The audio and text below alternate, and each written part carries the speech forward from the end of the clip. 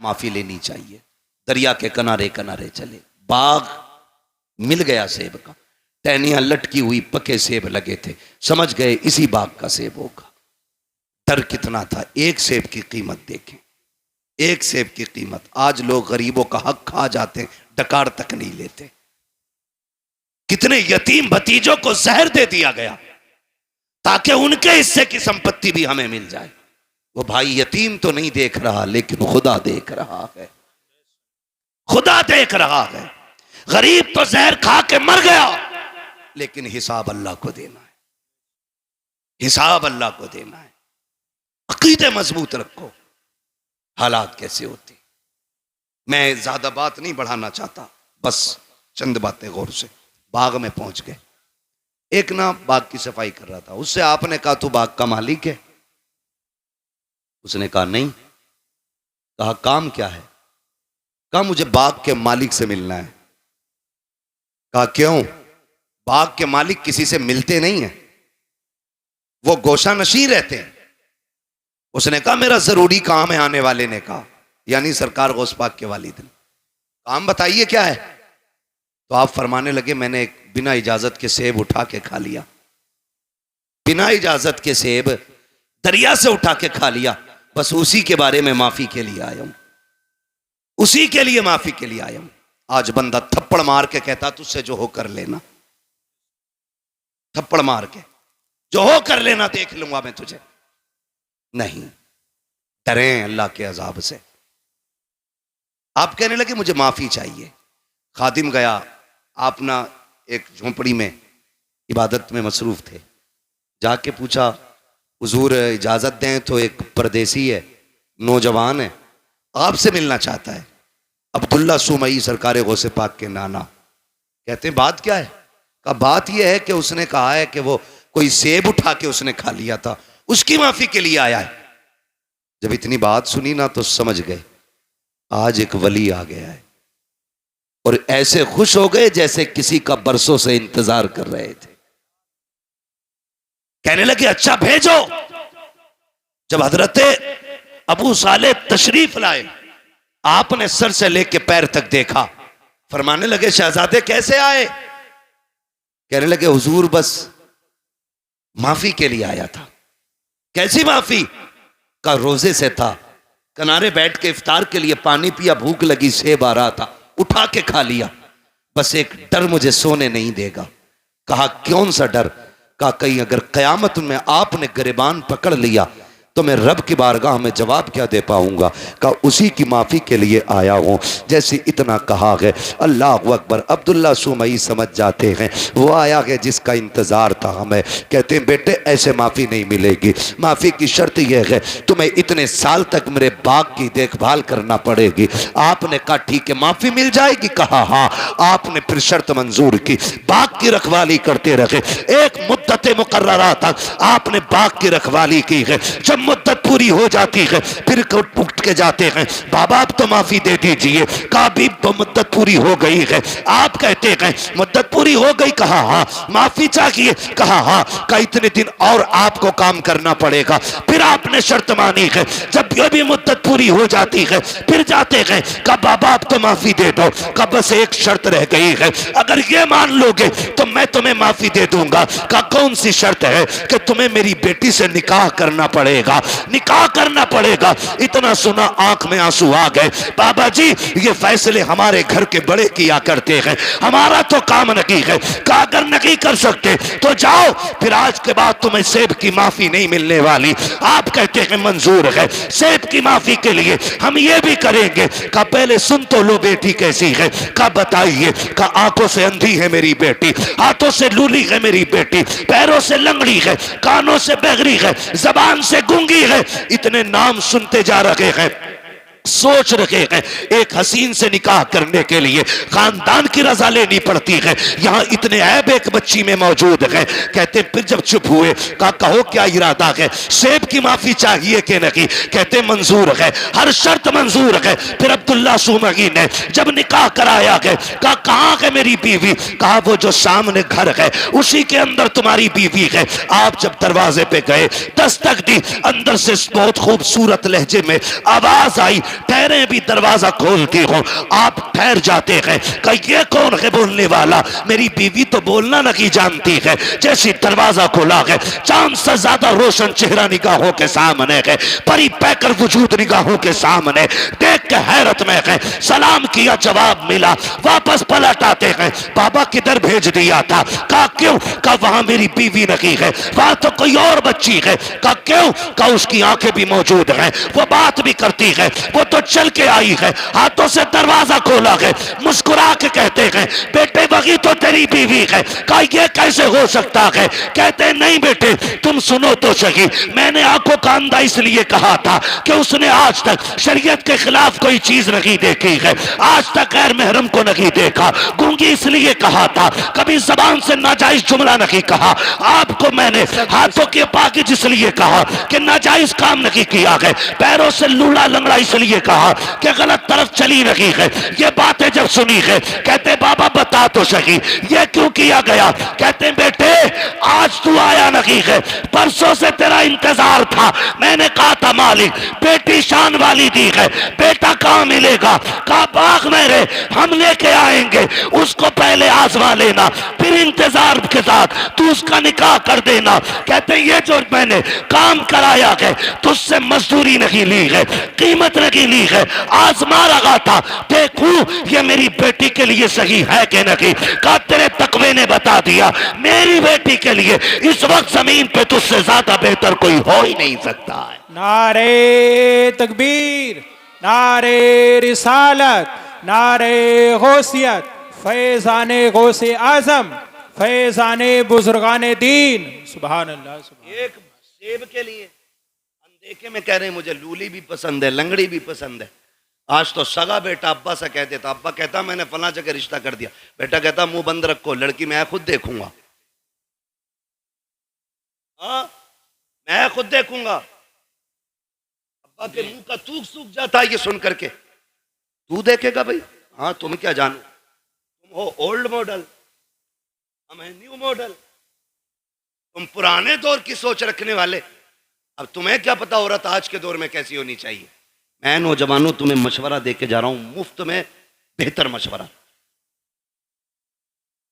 बताऊं। जब भी निकाह करना माँ बाप की मर्जी से निकाह करना, बुरा ना मानना।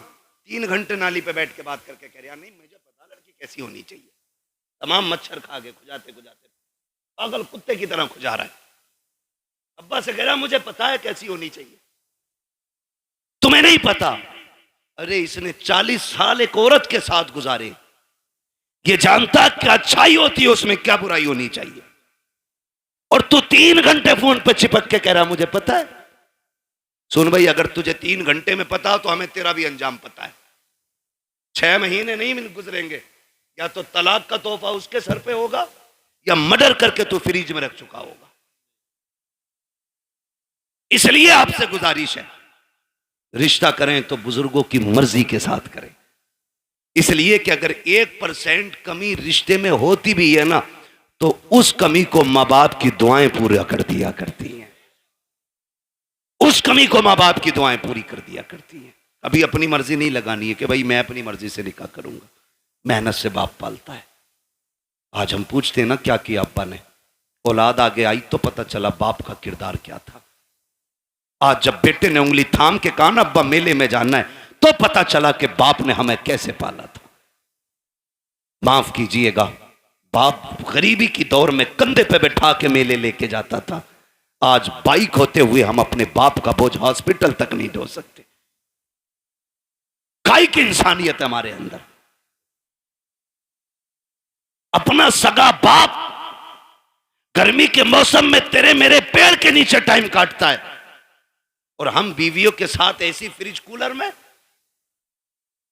और कह रहा मौलवी तावीज दे दे बरकत हो जाए।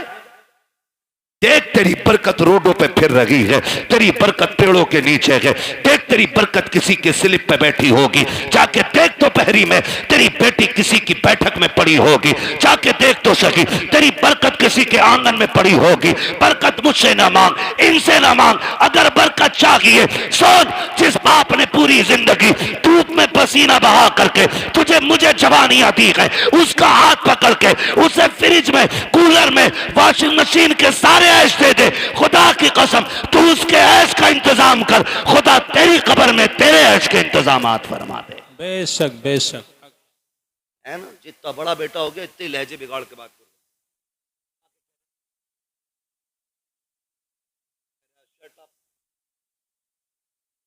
देखो 4 इंग्लिश के बोल आ गए ना, अपने अब्बा से कह रहा शट अप, क्यों बेवकूफ हो तुम, पता है मेहमान कैसे बैठाए जाते, बाहर जाइए मैं देख लूंगा अपने मेहमानों।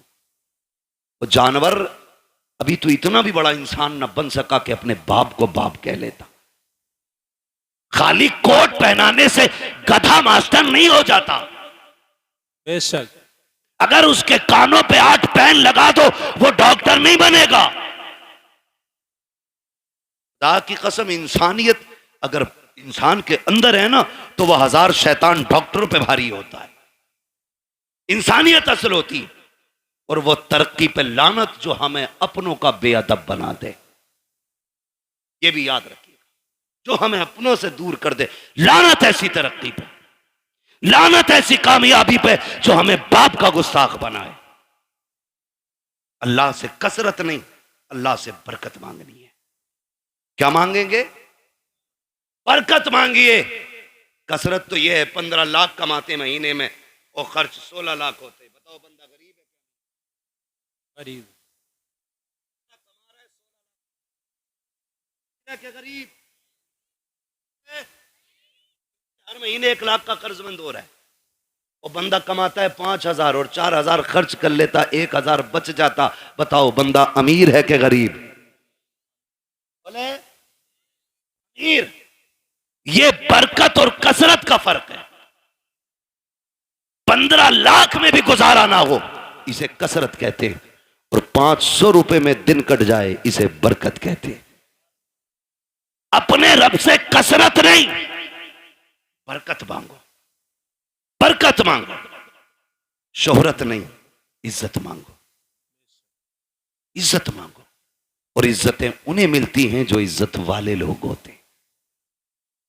करेंगे इंशाअल्लाह मां बाप का एहतराम। संडे को छुट्टी होती है स्कूलों की, टाइम खत्म हो गया, अभी ओवर चल रहा है, होती है कि नहीं?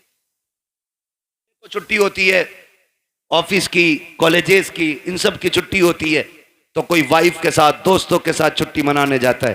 अल्लाह तौफीक दे, घर में बूढ़ा बाप हो, खाने पीने की गुंजाइश हो, एक दिन गाड़ी में बैठा, लेके निकल मार्केट, उससे पूछ जैसे वो बचपन में पूछा करता था क्या खाएंगे। कभी बाप से कहना अब्बा क्या खाएंगे, दिखा कभी उनको, अब्बा तुम्हारे दौर में ये कोल्ड ड्रिंक नहीं होती थी, अब्बा तुम्हारे दौर में ये आइसक्रीम नहीं होती थी, अब्बा इस दौर में देखो, अब्बा बताओ ना क्या खाओगे। खुदा की कसम तेरे खिलाने से खून नहीं, तेरा इतना कहने से ही बाप का खून बढ़ जाएगा। इतना कह देने से बाप का खून बढ़ जाएगा। खाली कहो अब्बा खाना क्या है। रोज कहते हो ना बेटे बता क्या पकेगा, रोज पूछते हैं हम, कहती है ना क्या बनना है, पूछ ले बच्चों से। बच्चे कहते हैं चिकन खाना, मटन खाना, ये फ्राई वो फ्राई। हम ये कहते हैं, कभी माँ बाप को बैठा के कहे अब्बा आज तुम बताओ क्या बनेगा, आज जो तुम कहोगे वो पकाया जाएगा। कभी उनकी मर्जी से भी खिलाओ, कभी उनकी मर्जी से बनाओ। और बीवी से कहते सुन, बहुत सुनी है, हर जगह अपनी चलाई हमने, लेकिन आज के बाद हमारे माँ बाप की चलनी है, इनकी मर्जी से पकेगा, जो ये कहेंगे वो खिलाया जाएगा। खुदा की कसम मैं समझता हूं 50% दवाएं बंद हो जाएंगी अगर औलाद बाप के साथ ये रवैया इख्तियार कर ले। एक टूटा हुआ इंसान, एक बिछड़ा हुआ इंसान, एक जंगल में खोया हुआ इंसान किसकी तलाश करता है? एक सच्चे हम सफर की, एक हमदर्द की, एक ऐसे शख्स की जो उसका दुख सुन सके। बाप उसी खोए हुए इंसान की तरह है बुढ़ापे में, उसी टूटे हुए शख्स की तरह है बाप जिसे दुनिया ने छोड़ दिया हो। वो चारपाई पे पड़ा है, उसे आज तेरे सेब की जरूरत नहीं, तुम्हारे जूस की जरूरत नहीं, आज उसे तुम्हारे दो मीठे बोलों की जरूरत है। बेशक। लोग पूछते हैं क्या करें अब्बा की खिदमत, मैं सीधी बात कह देता हूं, अब्बा की खिदमत ही अगर करनी है ना, बूढ़ा बैठा हो ना और टेक लगा के बैठा हो, आप पीछे खड़ा हो, कंधे दबा के कहे अब्बा इन्हीं कंधों पे लेके जाते थे ना, वो मुस्कुरा के तुझे देखेगा, खुदा की कसम दुआएं होने लग जाएंगी। तू कभी कंधे दबा उसके, कभी तलवों में बैठ, कभी उसके गले में हाथ डाल, यारों के साथ तो खड़े हो जाते हो, बगल में बगल डाल के खड़े हो जाते हो, यूं भी लिपटा लेते हो, यूं भी पकड़ लेते हो, कभी बाप के कंधे पे हाथ रख के अब्बा बताओ ना जिंदगी का कोई मंजर तुम्हें याद है कि नहीं, बताओ तुमने जवानी में कौन सा बड़ा कारनामा किया था। खुदा की कसम देखना जो ऐसे सिमट के बैठा होता है, जब बच्चे कहते हैं अब्बा बताओ जवानी का, फिर वो यूं होके बैठ के कहता है सुन जब मेरी उम्र 25 साल थी मैंने ये कारनामा अंजाम दिया था, जब मैं 30 साल का हुआ मैंने ये कारनामा अंजाम दिया, और जब बात तारीफ की आए वाह वाह कह के उसका हौसला बढ़ाता जा और ये कहता जा अब्बा ये तेरा जिगर था जो तूने किया है, ये तेरा हौसला था जो तूने किया है, अब्बा हमसे तेरी तरह नहीं होगा, इतना कह के तो दे। खुदा की कसम अगर बुढ़ापे में जवानी नजर ना आ जाए तो आके बात कर ले। नारे तकबीर, नारे रिसालत, अजमते वालिदैन अल्लामा मुफ्ती हम्माद रजा साहिब किबला। सुभान अल्लाह। वक्त दो अपने बाप को, बैठा करो उनके पास, कभी पूछो उनसे हाल चाल, अब्बा बताओ ना कैसी कट रही है, अब्बा बताओ ना क्या हो रहा है, वो तुम्हें हाले दिल बताएगा, वो तुम्हें हाले दिल बताएगा। फिर उसके साथ बैठो, उससे पूछो, उसको सुनाओ अपनी, खुदा की कसम फिर जीने के मजे देखो। बेटे बेटे मेरे सामने कोई ऐसा नहीं है जो हम में बिना बाप के आया है ना, सारे बाप वाले लोग हैं ना अल्हम्दुलिल्लाह, है कि नहीं भाई, समझदार बच्चे बैठे हैं, कोई ना समझ नहीं है, फिर सर नहीं हिलाना है, जुबान से बोलना है कि नहीं, सारे बाप वाले लोग हैं ना। अल्लाह ने सबको बाप की नेमत से नवाजा है, ये अलग बात है, कुछ कब्रिस्तान में आराम कर रहे हैं, कुछ बिस्तर में आराम कर रहे होंगे, लेकिन सारे बाप वाले लोग। जानते हो जिसका बाप ना अपनी कठिनाइयां गिनाया करे, उस बेटे पे लाजिम है वो और ज्यादा सिमट के अपने बाप के पैरों में बैठे। आज तुम्हारी जेब पे मेडल लग गया ना, आज तुम शान वाले हो गए ना, लेकिन बाप के आगे कुछ नहीं, बाप के आगे कुछ नहीं। वो कभी तुम कहो ना अब्बा बताओ ना घर का खर्च कैसे चलता था, वो ये कहना यार तुम्हारे दौर की तो बात अलग है, हमने तो यार रक्शे चला के बस पेट पाले, तो उसके कदमों में बैठ के कहे अब्बा आज जो ये कलम का दौर है ना, ये तेरे रक्शे का कमाल है, उस कामयाबी को भी बाप की मजदूरी पे डालो। कभी कभी ना बेटे कह देते हैं तुम्हारे रक्शे की वजह से हम जलील हुए, तुमने किया ही क्या है रक्षा चलाने के लिए। ओ भाई जब बाप पसीने में डूब के घर आए ना मजदूरी का पैसा लेके, और पसीने में कपड़े भीगे हों, उसे मजदूर कह के जलील न कर, उसका हाथ पकड़ के कह अब्बा एहसान है कि तू हमें पाल रहा है, शुक्र है तेरे कपड़े मेहनत के पसीने में तो भीगे हैं, लेकिन किसी के हराम के खून में भीगे हुए नहीं हैं। तूने हमें चटनी की, हमें पसीने की कमाई की चटनी खिलाई है, हराम के मुर्गे नहीं खिलाए हैं। ये उससे कह खुदा की कसम आज उसने 1 रुपए मेहनत की है, कल वो तेरे लिए 1.5 रुपया मेहनत करके लेके आए। लेकिन हम ना निकम्मे हो गए, हमने बाप की मेहनत पे पानी फेर दिया। और याद रखिएगा मैं आपको बता दूं, लोग पूछते हैं वजीफा वजीफा, एक सीधा सा वजीफा, वली बनना चाहते हो तो माँ बाप से दुआएं लिया करो, वली बनना चाहते हो तो माँ बाप से दुआएं लिया करो। माँ बाप दुआएं कर दें तो अल्लाह बच्चों को वली बना दिया करता है। बच्चों को अल्लाह लगे ना, आप लोग पहली मना कर रहा था 1.5 घंटे, माँ बाप की दुआओं से अल्लाह बच्चों को जोर से वली वली बना देता है। ये माँ बाप की दुआएं होती, जो हम 10 साल के सजदों से नहीं पाते ना, वो माँ के 2 आंसू दे देते, 2 आंसू दे देते। फर्क है, लेने वाला होना चाहिए, लेने वाला होना चाहिए। इनके कदमों में बैठो, इनकी जूतियां उठाओ। हम कितने भी बड़े हो जाएं माँ बाप से बड़े, नहीं हो सकते। सरकारे बगदाद पढ़ें आप तारीख। जाने लगे, माँ ने क्या कहा, बेटे अब्दुल कादिर जा रहे हो? जी अम्मी। का जरा हाथ में हाथ तो दो। का लो, हाथ में हाथ दिया।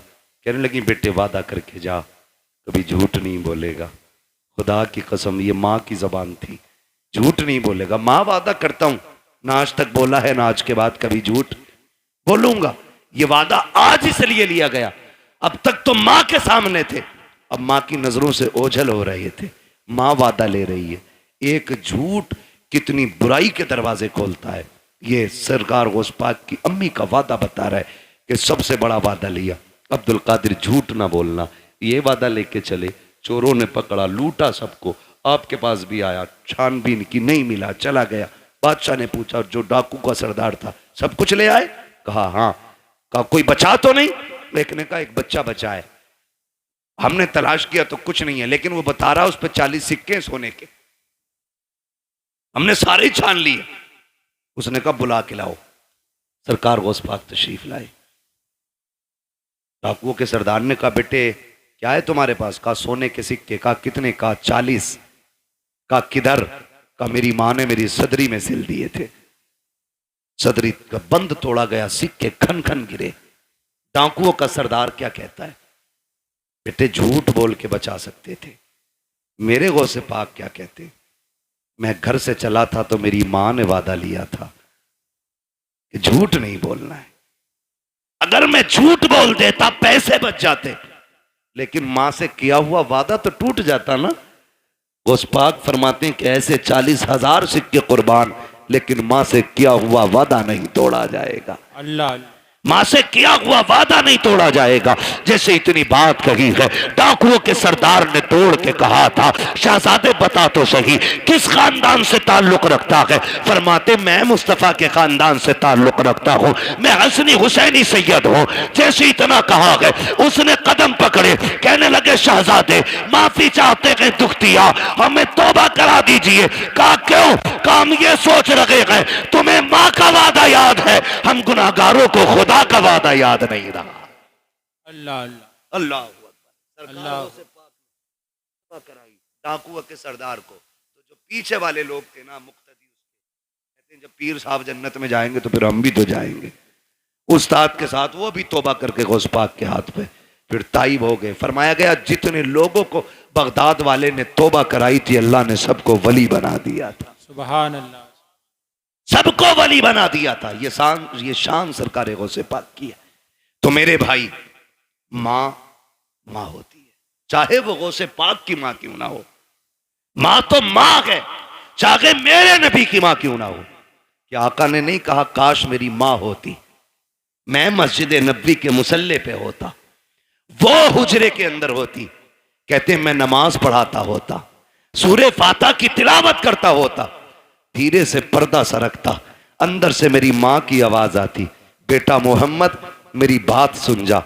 आका फरमाते हैं सहाबा नमाज तोड़ देता, मुसल्ला छोड़ देता, दौड़ के मां के पास चला जाता। सहाबा ने कहा था आका बंदगी छोड़ के बंदी के पास? कहते हाँ। सहाबा कहते हैं आका क्यों? कहते हैं इसलिए कि जब मां राजी होती है तभी खुदा राजी होता है। बेशक। जब मां राजी होती है तभी खुदा राजी होता है। कोशिश ये करनी है अपने माँ बाप की खिदमत, इंशाअल्लाह। इन कड़वी बातों को सुनकर मैं जन्नत बांटने नहीं आया ना, और मैं बांट भी नहीं सकता। मेरे बाप की नहीं, जन्नत रसूल पाक की है। हर उस शख्स को जन्नत मिलेगी जिसे मुस्तफा चाहेंगे, और मुस्तफा उसे चाहेंगे जो मुस्तफा को चाहेगा। हाँ, इसलिए मेरी गुजारिश आपसे है रवैये दुरुस्त करें, अपने लहजे अच्छे करें, हराम के लुकमों से बचें, हलाल की तरफ बढ़ें। कोशिश ये करें कि हम जब तक जिंदा रहेंगे अपनी जरूरतें अपने रब की बारगाह में पेश करेंगे। हमारा रब हमारी जरूरतें सुनेगा। वही सुनने वाला है, वही देखने वाला है, वही देने वाला है। अगर दुआएं कबूल नहीं होती हैं, आसान तरीका मेरे इमाम ने बताया। कहते हैं वही रब है जिसने तुझको हमतन करम बनाया, हमें भीख मांगने को तेरा आस्था बताया। तुझे हमद है खुदाया, तुझे हमद है खुदाया। वो कवारी पाके मरियम व नफ़ख्तु फीह का दम है अजब निशान आज़म, मगर आमिना का जाया वही सबसे अफजल आया, वही सबसे अफजल आया। ओ भाई नौजवानों, बच्चों, बुजुर्गों, मुसीबत आ जाए हराम की तरफ हाथ नहीं बढ़ाना गए, अपने रहमान की तरफ हाथ बढ़ाना गए, अपने रब की तरफ हाथ बढ़ाना गए। अगर थक जाए, आफतों से घिर के बैठ जाए तो फिर बेबस नहीं होना गए, फिर करीम रब को आवाज देना। फिर देखना तुझे पुकारने में देर लगेगी, उसकी तरफ से मदद को आने में देर नहीं लगती है। बेशक मदद को आने में देर नहीं लगती है। लेकिन रवैया ही उल्टा, पेट में दर्द उठेगा कह रहा हाय मैया, मैया आ गई तो कह रहा हाय डॉक्टर।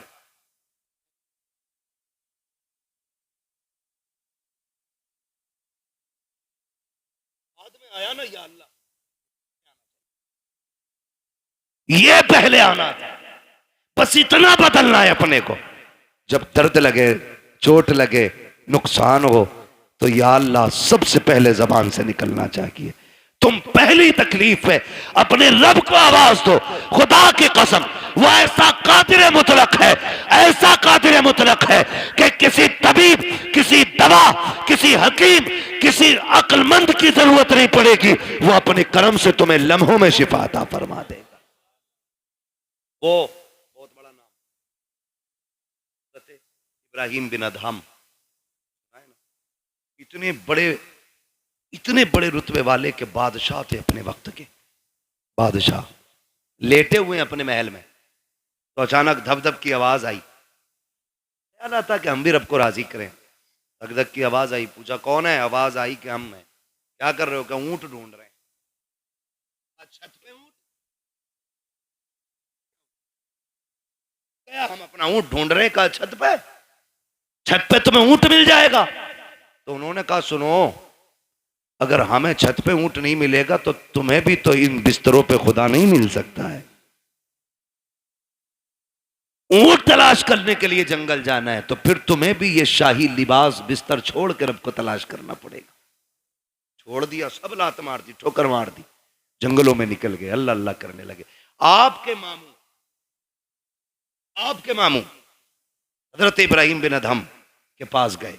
आप ना एक फटा हुआ कपड़ा अपना सिल रहे थे सुई से। सुने देख रब कितना अजमतों वाला है, सिल रहे हैं अपना कपड़ा। वो कह रहे हैं ना, मामू पहुंच गए, सलाम वालेकुम। वालेकुम। ऐसे बस अपनी गुजरी। मामू ने कहा कितने अच्छे दिन थे जो शाही लिबास पहनते थे, ताज रहता था, खादिम खड़े रहते थे, क्या मिला तुम्हें ठुकरा के बादशाह? आज ये फटे कपड़े सिल रहे हो ना, क्या मिला? क्या मिला? आपने इतना सुना ना, पूछना चाहते हो मुझे क्या मिला? कहा हाँ, आपने जो सुई हाथ में थी दरिया में फेंक दी। कले सुई थी उससे भी हाथ धो बैठा, अब सिलेगा कैसे? फरमाने लगे ठहरो, आवाज देते मछलियों जरा सुई लेके आओ। जब इतनी आवाज दी ना तो सारी मछलियां, हर मछली के मुंह में एक सोने की सुई मौजूद थी। सुभान अल्लाह। कहने लगे मामू देखो, सबके मुंह में एक सोने की सुई। कहने लगे ये नहीं चाहिए, मेरी सुई लाके दो। एक मछली आपकी सुई लेके आई, उसमें धागा भी मौजूद था। आपने फरमाया हाँ यही मेरी सुई है। कहने लगे सुनो, जब तख्त पर बैठता था तो सिर्फ जमीन के चलने फिरने समझने वालों पे हुकूमत थी। जब से रब का हो गया हूं कायनात मेरी हो गई है। जब से रब का हो गया हूं कायनात मेरी हो गई है। रब के होने के आदी बने, खुदा की कसम वो अपने कर्म से तुम्हें वली बना देगा। वली कहते हैं किसको? उसी को वली कहते हैं जो अल्लाह का होता है। वो बात याद आ गई, एक ना दीवाना गुजर के जा रहा, दीवाना गुजर के जा रहा था, बारिश का मौसम। किसी ने देखा मजरूब जा रहा, उसने कहा ओ भाई, गरम गरम दूध पिलाया, पिया, चल दिए, शुक्र अदा किया, आगे चले। वो खड़ाव पहन रखी थी, चक करके जा रहे थे। एक दीवाना अपनी महबूबा के साथ बैठ के गुलछर्रे उड़ा, उसके पैर की छींट ना दीवाने के उसकी महबूबा के कपड़ों पे आ गई। उसने कहा पागल दिखता नहीं है? उसने कहा मैडम क्या हुआ? उसका महबूब था, कहा कि इसने मेरे कपड़ों पे गंदगी डाल दी। तो महबूब था उसका, ओवर एक्टिंग भी की, थोड़ा सा उठा और दीवाने के थप्पड़ मार दिया। दीवाने ने आसमान की तरफ देखा, कहने लगा शुक्र है मालिक तेरा, कभी बैठा के दूध पिलाता है, कभी थप्पड़ लगवाता है, कभी दूध पिलाता है, कभी थप्पड़ लगवाता है। अभी चंद कदम चला था, ये तो गुजर गया। वो उठी अपनी जगह से, चली, गिरी और मर गई। मर गई। किसी ने कहा कि जिसके थप्पड़ मारा ना उसने बद्दुआ की थी। लोग दौड़े, पकड़ के लाए, कहने लगे तूने इसके लिए बद्दुआ की थी? उसने कहा नहीं। कहा फिर ये मर कैसे गई? कहा सीधी सी बात, हिसाब बराबर हुआ है। कहा क्या? कहा जब मेरे पैर से कीचड़ उछल के इसके महबूब के ऊपर पड़ी तो इसको बुरा लगा, इसने मुझे थप्पड़ मारा, और जब इसने मुझे थप्पड़ मारा तो फिर मेरे महबूब को बुरा लग गया।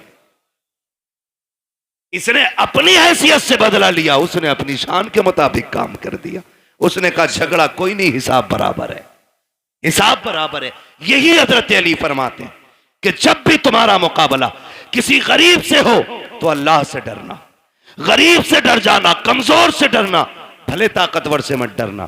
किसी ने कहा था अली कमजोर से क्यों डरना? ताकतवर से डरना समझना आता है, कमजोर से डरना समझना नहीं आता। तब हजरत अली ने कहा था सुनो, जब ताकतवर पे तुम ताकत दिखाओगे तो वो अपनी ताकत से बदला ले लेगा, लेकिन अगर तुम कमजोर पे ताकत इस्तेमाल करोगे तो वो बदला खुद नहीं लेगा, उसका बदला अल्लाह लेता है। कौन लेता है? अल्लाह लेता है। इसलिए हमेशा कोशिश ये करना कभी किसी का दिल ना टूट जाए, कभी किसी की आह ना लग जाए। और भाई शान से जी लेना ही काफी नहीं है। ये जनाजे के कंधे भी बड़े अहम हुआ करते हैं, जनाजों में चलने वाले लोग भी बड़े अहम होते हैं। खाली भीड़ बढ़ा लेना काफी नहीं है, उनके अंदर हमदर्दों का होना भी बड़ा जरूरी होता है। किसी को इतना सता के ना जाना कि तेरे जनाजे में हंसता हुआ जाए और वो ये कहे अच्छा हुआ मर गया। अगर किसी ने इतना कह दिया, अल्लाह कयामत में तेरे बगल में खड़ा करके कहेगा बता क्या दिल दुखाया था जो तेरी मौत पे ये खुश हो रहा था, कितना सताया था जो इसने तेरी मौत पे खुशियां मनाई थी। कोई बचाने वाला नहीं होगा। अपने मरने के बाद ऐसे हालात छोड़ जाना ताकि गरीब रो के ये कह सके मालिक आज के बाद सहारा कौन बनेगा, भूखों को कौन खिलाएगा, प्यासों को कौन पिलाएगा। ऐसे लोग छोड़ जा, तेरा तीजा हो ना हो तुझे बख्शवाने के लिए कब्र में मुस्तफा आ जाए। सुभान अल्लाह। असल ये है लहद में इश्क रुखे शह का दाग लेके चले, अंधेरी रात सुनी थी चराग लेके चले। तेरे गुलामों का नक्शे कदम है राहे खुदा, वो क्या भटक सके जो ये सुराग लेके चले। इसलिए अपने मरने के लिए तैयारी कर ले। अरे हम तो मर जाएंगे यार, हमें क्या देखना। नहीं, बड़ी गैरत आती, बड़ी गैरत आएगी। बहुत गौर से ये बात सुन लेंगे। कई बार ऐसा होता, अब्बा की कब्र पे खड़े होकर बेटा कहता भाई मेरे अब्बा ने किसी के पैसे लिए तो बता दो, मैं दे दूंगा, मैं दे दूंगा। अब्बा की कब्र पे खड़े होते। भाई मैं इस माइक की वजह से अपनी रोटेशन पे नहीं बोल पा रहा हूँ, शजरा तो कतई नहीं पढ़ पाऊंगा इस पे, बिना माइक के पढ़ दूं। तो माइक जो है ना, जब मैं अपनी ताकत में आ रहा हूं तो ये बिल्कुल दबा दे रहा है। बस ये डिस्टर्ब हो रहा है ना इसमें, वो उनकी कमी नहीं है, थोड़ा मशीनरी ऐसी है, आपने थोड़ा सा ज्यादा ही सस्ता कर लिया है ना। जब जलसा बड़ा किया करो ना तो सेटिंग सही नहीं हो पाई शायद इसकी। मैं अपनी खुद रोटेशन पे जिस ले में मैं बात बोलता हूँ वो बोल ही नहीं पा रहा हूँ। थोड़ी देर बोलता हूँ आपको ही समझ आना बंद हो जाती है ना। बस तवज्जो करने थोड़ा सा, जरा बोल दें सुभान अल्लाह। मैंने क्या बात कही अभी आपसे? अपने जनाजे में ऐसे लोग छोड़ के जाना जो तेरे मरने के बाद तेरे ना होने का एहसास करें, तो जिंदगी जिंदगी है। तेरे जाने पे अगर किसी ने जश्न मनाया तो फिर कोई जिंदगी जिंदगी नहीं। कई बार होता अब्बा की कब्र पे खड़े होकर बेटा कहता मेरे अब्बा ने किसी का कुछ लिया हो तो भैया तो मांग लो या माफ कर दो, है ना। बता तेरे अब्बा ने जो एक नाली के ऊपर एक गरीब के थप्पड़ मारा था उसका हिसाब कौन देगा? जो एक गरीब का गिरेबान पकड़ के बाप ने धक्का दे के कहा था औकात क्या है तेरी, तो तुम्हें क्या लगता आज बेटे की माफी से बाप माफ हो जाएगा? जब बाप की कब्र पे खड़े होके बेटा कहता है अगर किसी का मुझ पे हक हो मेरे बाप पे आके ले ले, तो मेरे भाई कोई बेटा नहीं दे पाएगा। जब बेटा कहता, मशीयत का नकीब कहता है आज तेरी माफी से इसकी माफी नहीं होनी है, हमने बार बार इसको डराया था, बार बार इसको बताया था कब्र में आना है, आज ये आ चुका है, अब तेरी माफी से इसका कुछ नहीं होने वाला है, आज हम इससे एक एक बात का गिन गिन के हिसाब लेंगे। फिर कब्र के अंदर रखा जाता है। खुदा की कसम, बेटे बिरयानी खाते होते हैं, यार बिरयानी उड़ाते होते हैं, उस वक्त बाप पे मुश्किल की घड़ियां होती है। ओ मेरे नौजवानों, अपनी जिंदगी में किसी का हक खा के ना जाना, किसी का लेके ना जाना, इस इंतजार में मत जाना कि बेटा माफी मांग लेगा, नस्ल चुका देगी, किसी के चुकाने से कुछ नहीं होगा। अगर दिल दुखाया है जीते जी माफी मांग लो, अगर बंदा माफ कर देगा तो खुदा भी माफ फरमा दे। बेशक बेशक, ये लाजिम है हम सबके लिए। आखिरत की तैयारी, जरूरी नहीं है बुढ़ापे में मौत आए। हमने जवानों के जनाजे उठाए, हमने 10 साल के बच्चों के जनाजे उठाए, हमने 6 माह के बच्चों के जनाजे देखे। आज हमारी उम्रें 35, 40, 50 हो गई। हमने तो कोई इतना बड़ा अलग से सजदा नहीं किया था, जो उसने इतनी लंबी उम्र का तोहफा दे दिया। वो हमें भी तो 6 महीने पे मार सकता था, हमें भी तो 8 साल की उम्र में खत्म कर सकता था, हमें माँ के पेट से मुर्दा पैदा कर सकता था, लेकिन एहसान है उसने जिंदगी दी है तो इसका एहसान मानो। इस जिंदगी का कर्ज ये है कि लम्हा लम्हा अपने रब को याद करो, सांस सांस मुस्तफ़ा पे दुरूद पढ़ो और ये ऐलान कर दो, तुम्हें जाना तुम्हें माना, ना रखा गैर से काम, लिल्लाहिल हम्द में दुनिया से मुसलमान गया। ठीक है जी, मेरी बात मुकम्मल हो गई है। अल्लाह बुजुर्गों का सदका अता फरमाए। भाइयों की फरमाइश है शजरा पढ़ दूं, ऑपरेटर साहब से गुजारिश है शजरा पढ़ना है, थोड़ा सा इसको आवाज दे दो अगर है इसमें तो, वरना तो फिर इसे उठा के ले जाके रख लो, मैं बिना माइक के पढ़ लेता हूं। जरा बोल दो सुभान अल्लाह जोर से। पुलिस पकड़ के न ले जाए, इसका बोलो। कभी तो ऐसा लगता है कि हम इसमें नहीं बोले मर जाएंगे। अगर महफिल में मौत आ भी गई ना तो सुने, वो कहा था किसी ने, तेरे दामने करम में जिसे नींद आ गई है, जो फना न होगी ऐसी उसे जिंदगी मिली है ना। यहाँ मरने वाले भी इंशाअल्लाह मदीने में जाके आंख खोलेंगे। पहली बात तो मदरसा है, हुजूर का घर है, फिर हुजूर की महफिल है ना। हुजूर की महफिल में आंख लग जाए और ख्वाब आता है ना तो फिर हुजूर ही तशरीफ लाया करते, हुजूर ही तशरीफ लाते। जरा बोल दे मचल के सुभान अल्लाह। भाई जो जबरदस्ती खाना खिलाने कह रहे थे, है नहीं है सारे लोग अभी गए तो नहीं है ना कमेटी वाले। अल्लाह आपको सलामत रखे, आपको साथ देना है। जब मैं हाथ का इशारा करूं ना तो समझ जाना मौलवी सांस लेना चाह रहा। सही रहती है साहब। हाँ, जब मौलवी इशारा करे समझ लो मौलवी की से क्या बोलना है। इतनी जोर से तो वो बोलते हैं कि जो, फिर इतनी सस्ती से बोलें सुभान अल्लाह। हाँ, तो जब आप इतनी जोर से सुभान अल्लाह कहोगे तो मैं इसकी आड़ में सांस ले लूंगा, चाहेगा आपको नेकी मिल जाएगी, और वो बड़ा करीम है, जब आपको देगा तो फिर हमें भी अता कर ही देगा, है ना। तो हाथ का इशारा होगा, फिर क्या बोलना है आपको सुभान अल्लाह। ये देखो तुम चेयरमैन हो, ये जमींदार लोग हैं, और ये तो तख्त नशीन शहनशाह लोग हैं जी, हम चेयरमैन हैं, ठीक है। तो जमींदारों से लेकर चेयरमैनों तक, चेयरमैनों से लेकर दरबानों तक, दरबानों से लेकर के तख्त नशीनों तक, सभी से गुजारिश है मेरा साथ देंगे और मोहब्बत से बोलेंगे सुभान अल्लाह। कई लोग तो अब भी ऐसे घूर के देख रहे हैं कि डेला मार देंगे। ये तुम्हारी, मेरे भाई ने कहा इसलिए पढ़ रहा हूं शजरा, वरना कतई नहीं पढ़ता, इतना थक गया हूं। बोले जरा, मैं एक बात बता दूं, मैं नमाज की नीयत नहीं बांध रहा हूं। अभी में क्या होता है हजरत 15 पारे शबीने में कभी कभी होती थी ना, तो इमाम साहब ने नीयत बांध ली, अपना आप हुक्का लेके बैठ के नाली पे, जब तक रुकू चल रहा है तब तक हुक्का चल रहा है, हुक्का बहकर रुकू में। ये नीयत नहीं है मेरी नमाज की कि तुम चुप जाओगे मैं चलता ही रहूंगा, सुभान अल्लाह कहोगे तो आगे चलूंगा, वरना वही नीयत तोड़ दूंगा। ठीक है जी, जरा बोल दे सुभान अल्लाह। माशाअल्लाह, जियो सलामत रहो। 2 बज गए हैं लेकिन लग नहीं रहा 2 बजने। 2 घंटे और बोल लूं, कर लूं 2 घंटे और तकरीर। इधर वाले लोग सोच रहे हैं घर पे पिटाई पक्की है, बता के ही नहीं आए।